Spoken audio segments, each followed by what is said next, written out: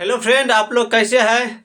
Welcome to my YouTube channel success. हमारे साथ में मैं सुनील कुमार आपका स्वागत करता हूं। आज का टॉपिक लेकर आया हूं कराची अधिवेशन। 1931 में जो कराची अधिवेशन हुआ था उसके बारे में जानेंगे। इससे पिछले टॉपिक देखे थे। कौन सा टॉपिक था वो? तो गोलमेज सम्मेलन। तीनों सम्मेलन को देखे थे, प्रथम गोलमेज, द्वितीय और तृतीय गोलमेज सम्मेलन को। इससे पहले सविनय अवज्ञा आंदोलन देखे थे। तो आज देखिए क्या होता है कराची अधिवेशन में। कराची अधिवेशन 1931 में हुआ था।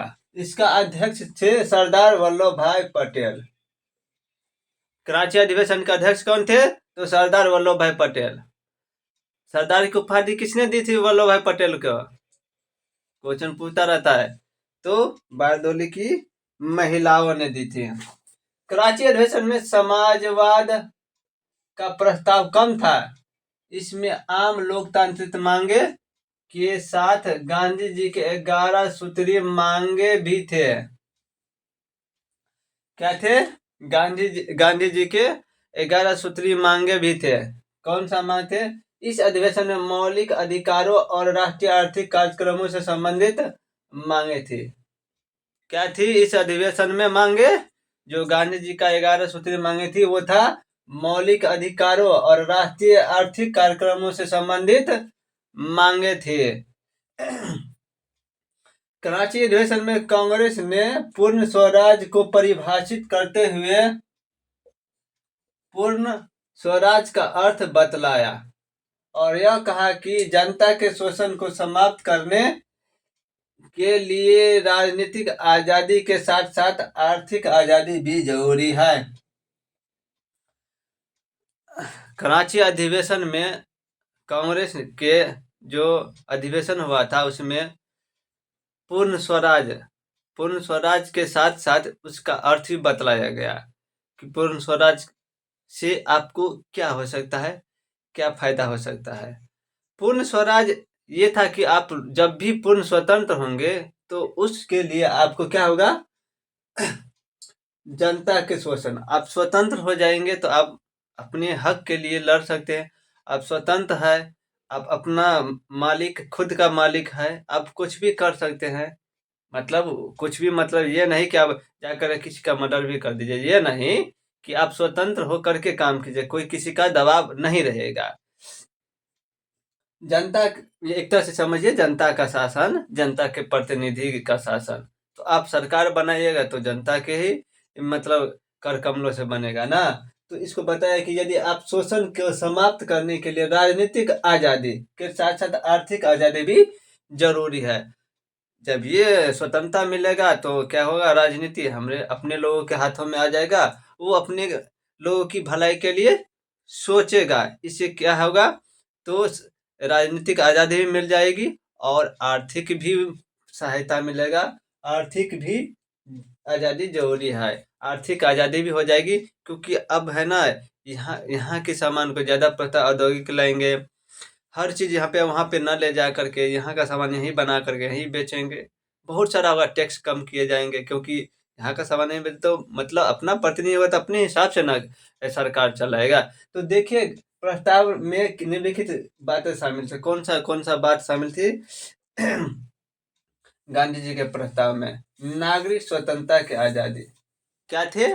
नागरिक स्वतंत्रता की आजादी। नागरिक मतलब जो आम लोग है उसको स्वतंत्रता की आजादी मिलेगी। अपना खुल करके सब कुछ बिजनेस कर सकते हैं, हर चीज कर सकते हैं। अभिव्यक्ति की आजादी। अभिव्यक्ति की आजादी मिलेगी। प्रेस की आजादी मिलेगा। आप क्या है, आप लोगों की प्रॉब्लम को, लोगों की समस्या को, जो भी गलत करेगा उसके प्रति आप क्या करते हैं?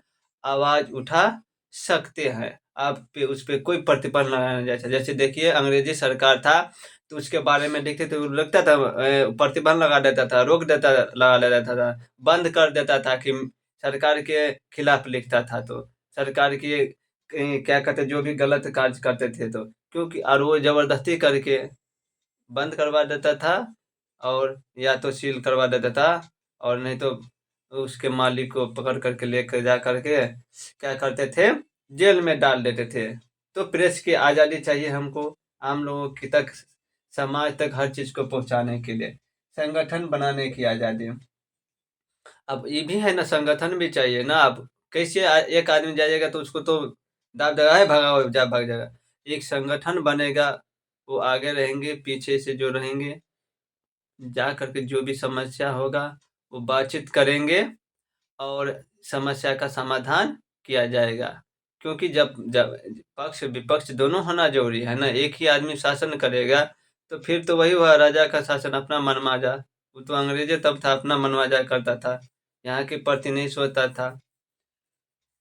कानून के समक्ष समानता का अधिकार। अब जो भी यहाँ पे नागरिक है या जो भी आदमी यहाँ पे हैं, जितना भी जो भी तरह के, या बड़े हो या छोटे हो, सब पर कानून समान रूप से लागू होना चाहिए। क्योंकि यहाँ सभी इंसान जो है वो एक समान है। तो क्या है, कानून के समक्ष समानता का अधिकार। हर इंसान पे कानून लागू होना चाहिए। कोई भी गलत करे, या बड़ा आदमी हो गलत कर रहा है तो गलत गलत है, उसको भी सजा मिलनी चाहिए। कि वो कितने बड़ा पैसा वाला क्यों नहीं है, कितने बड़ा छोटा क्यों नहीं, सबको समानता का कानून होना चाहिए। वयस्क मताधिकार के आधार पर चुनाव। अब क्या देखिए, जो भी वयस्क है, जो भी इस चीज को समझते हैं कि हमको किसको वोट देना चाहिए नहीं देना चाहिए, तो मताधिकार भी क्या है। अब बच्चा को जाकर या तो किसी को डांट देगा, किसी को वोट दे देगा, गलत इंसान को भी दे देगा, गलत आदमी को, गलत पार्टी को भी दे देगा वोट। तो इसके है ना, उसके लिए समझ होना चाहिए। जो एक नहीं कहते हैं, परिपक्व इंसान होना चाहिए, परिपक्व व्यक्ति होना चाहिए, जो जो इसकी समझ हो, राजनीति का ज्ञान हो। तो क्या हो, वयस्क का मताधिकार के आधार पर चुनाव हो। अनिवार्य प्रारंभिक शिक्षा की गारंटी। अनिवार्य प्रारंभिक शिक्षा जो है, बचपन की शिक्षा है ना, वो अनिवार्य कर दिया जाए। क्योंकि वो शिक्षा सबके लिए जरूरी है। बेस जब तक नहीं मजबूत होगा तब तक आगे कैसे पढ़ पाएगा, वो समझ ही नहीं पाएगा। जब तक पहली सीढ़ी नहीं चढ़ेगा तो डायरेक्ट 10वां सीढ़ी चढ़ जाएगा, नहीं चढ़ेगा ना।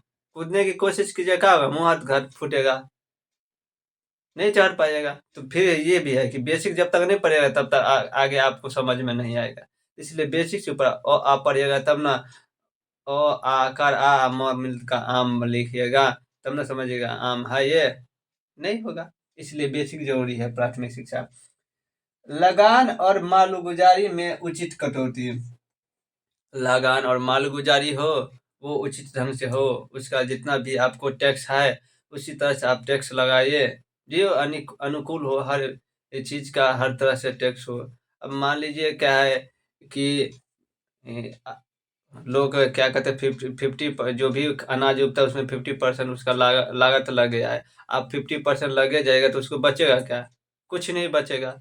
तो इस तरह से लगान लगाया जाए कि वो इसको उसके भी बचे और सरकार को भी टैक्स पे करे, वो भी जिंदगी जिए और क्या करे, टैक्स भी चुकता करे। सरकार चलाना भी जरूरी है, सरकार को भी जरूरी है। जब तक आप किसी को लीजिएगा ना, तब कानून जब तक नहीं लगाया जाएगा तब तक स्वतंत्र रूप से कोई नहीं काम करेगा, कोई नहीं देगा अपने मर्जी से। चलिए आगे देखते हैं। अगला, किसानों को कर्ज से राहत देने और सूदखोरी पर नियंत्रण। क्या किया, अब किसानों पर जो कर लगाया जाता था उस पर नियंत्रण किया जाए। ऋण देने पर जो सूदखोरी जाए, ज्यादा से ज्यादा मतलब गलत फायदा उठाता था, उस पर लगाम लगाया जाए। अब मजबूरी का गलत फायदा उठा रहे तो गलत बात है भाई। अब तो ये करने लगेगा तो बैंक तो और ज्यादा अमीर हो जाएगा, दुनिया का सबसे अमीर हो जाएगा। क्या करे, अब जरूरत है बैंक के सामने में, कहाँ रखेगा आदमी, सबका हर तरह का। इसलिए क्या हुआ, किसानों को कर्ज से राहत देने और सूदखोरी पर नियंत्रण। मजदूरों के लिए बेहतर सेवा शर्त। अब मजदूरी के लिए बेहतर सेवा होनी चाहिए, उसके लिए रहने क्या कहते हैं उसको, अच्छा से क्या कहते हैं, भोजन, हर चीज, मतलब क्या कहते हैं, पेमेंट भी उसका मासिक भी अच्छा होना चाहिए, मासिक पे उसके अनुकूल होना चाहिए। जिस तरह से वो मेहनत करते हैं, काम करते हैं, काम के लिए नियमित घंटे। अब ये नहीं कि पैसा दिए हैं कि भर दिन भर रात कराते रहो, उसके लिए नियमित समय होना चाहिए कि इतना घंटा आप काम करा सकते हैं मजदूर से, इससे ज्यादा नहीं करा सकते हैं। अब भाई दे रहा है 200 रुपया, 24 घंटा काम करा रहा है, इससे क्या फर्क पड़ जाता है भाई। वो तो जितना काम नहीं कर तो मरे जाएगा आदमी भाई। इसलिए उसको भी नियमित किया जाए, समय नियमित किया जाए मजदूरों के लिए। मजदूर किसानों को अपनी यूनियन बनाने की आजादी। अब मानिए कोई भी समस्या हुआ मजदूर को, तो कहाँ जाएगा? कोई यूनियन एक होना चाहिए ना, नहीं तो उसको दबा देगा।